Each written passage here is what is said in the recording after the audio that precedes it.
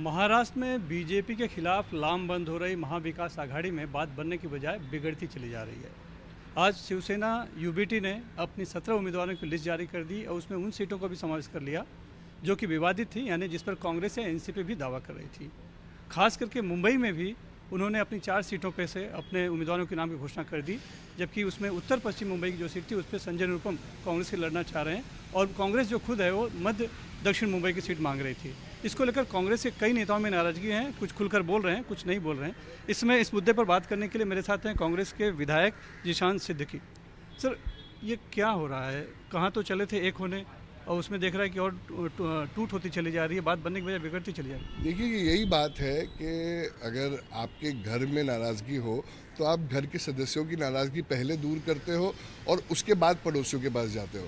मगर यहाँ उल्टा हो रहा है, यहाँ पड़ोसियों के पास पहले ही जाया जा रहा है और जो घर के लोग हैं उनको तवज्जो नहीं दिया जा रहा। ये बहुत दुर्भाग्यपूर्ण है और ऐसा लग रहा है कि हमारे जो नेता है वो हमारे लिए लड़ रहे नहीं है।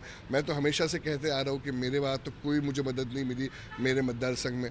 और अभी अगर जाएंगे तो लोकसभा के भी चुनाव की जो आज ऐलान हुआ वो हमारे पारंपरिक सीट्स पे दावा दे रहे हैं शिवसेना। तो शिवसेना जो यूबीटी है, ये कैसे चलेगा? अगर ये होता जाएगा तो ऐसा तो एक दिन आएगा कि Shiv Sena UBT Mumbai north central में भी कैंडिडेट अनाउंस कर लेंगे। हम क्या करेंगे? हम सिर्फ खेद जताते रहेंगे, हमसे बोलेंगे ये दुर्भाग्यपूर्ण है, गलत है। मगर कोई लड़ रहा नहीं और ये रीढ़ की हड्डी होने की बात है।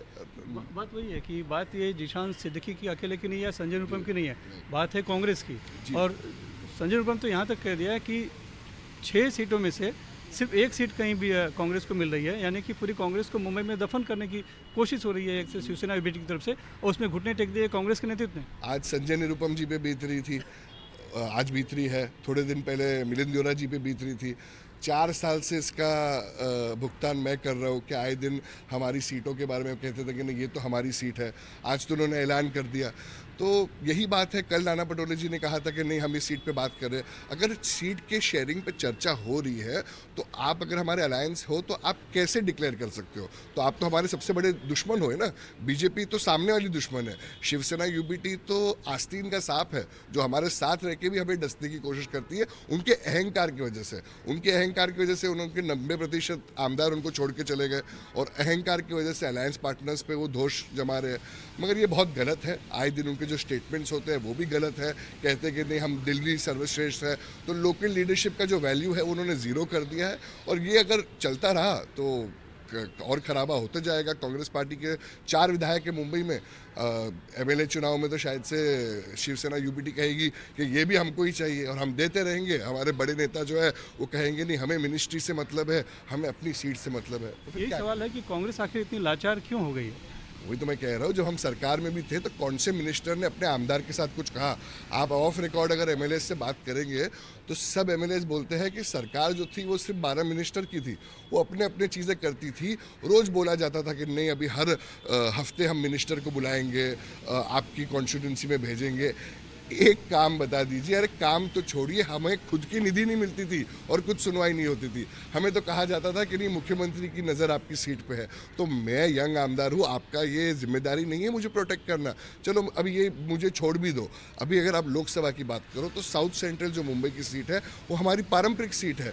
वर्षा ताई के पिताजी इधर से एमपी लड़े हैं, अलग अलग लोग लड़े हैं। सांगली की तो सीट हमेशा 1962 से 2009 मुझे लगता है कांग्रेस पार्टी इधर विजेता रह चुकी है। तो अब किस बात पे शिवसेना यूबीटी आके अनाउंस कर देती है? अगर अनाउंस करती है तो कांग्रेस पार्टी को उनके साथ अलायंस में होने की ज़रूरत क्या है? ये हमारे कैडर को मजबूत करने की जगह नुकसान पहुंचा रही है और ये बहुत ही ऑब्वियस है। तो अगर ऐसा ही होता रहा तो जो खास करके कांग्रेस के ग्रास रूट लेवल के नेता जो हैं, जो जिनका जनाधार है, वो तो उपेक्षित महसूस करेंगे, भागते चले जाएंगे। संजय निरुपम की तरफ से भी लग रहा था कि शायद वो रहेंगे नहीं, 1 हफ्ते का वक्त दिया है उन्होंने। वही मैं कह रहा हूँ कि चलो मिलिंद देवरा जी, अशोक चौहान जी, संजय निरुपम जी, ये तो बड़े नेता है।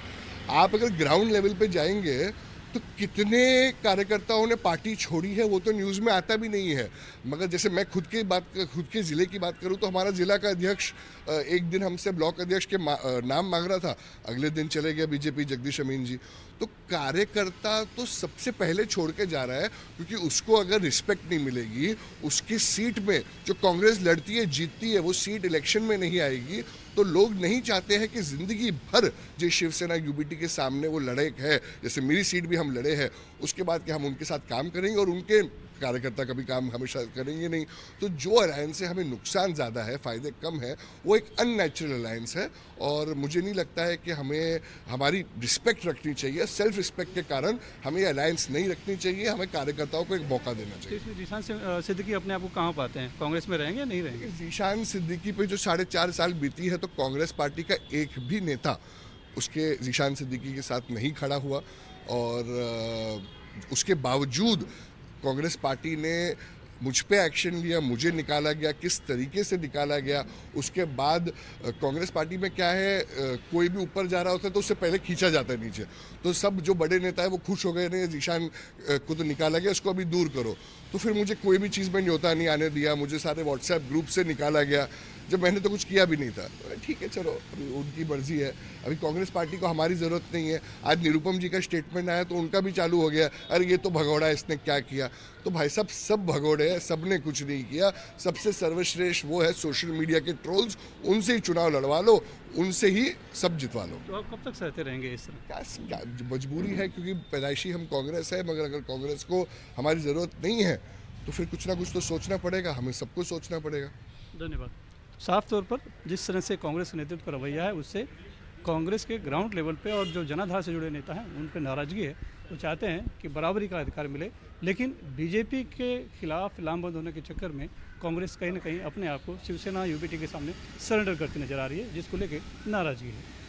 मुंबई से कैमरामैन उदय गंगावन के साथ सुनील सिंह, NDTV इंडिया के लिए।